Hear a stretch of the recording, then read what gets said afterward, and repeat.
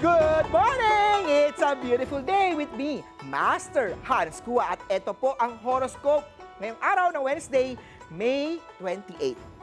Para sa mga pinanganak ng Year of the Rat, magtabi ng bahagi ng sweldo para sa mahalagang gastusin sa bahay, orange at 9.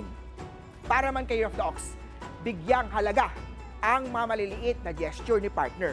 Ito ang nagpapalakas ng relasyon nyo. Purple at 4. Sa mga Year of Tiger naman, huwag kalimutan uminom ng vitamins para sa dagdag na proteksyon. Copper at 5. Kay Rabbit naman tayo, easy sa paggastos. One day bilyonaryo. Magplano bago bumili. Mint at 2. Sa mga Year of Dragon naman, huwag magpadala sa pressure. Gawin lang ang iyong makakaya. Siyan at 7.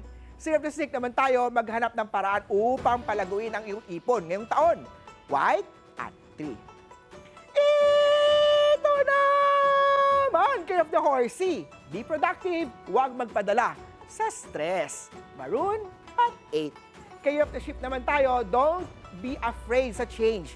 Madalas yan ang susi sa success. Yellow at 6. Sa Year of the Monkey naman tayo, iwasan ang impulse buying. Bad yarn! Burgundy at 9.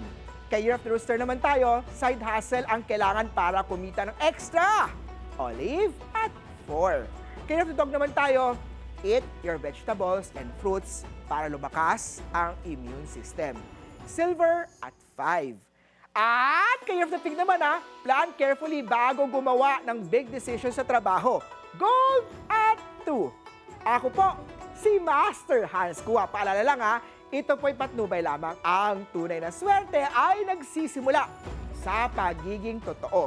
Abangan araw-araw ang horoscope of the day. Dito lang po sa It's a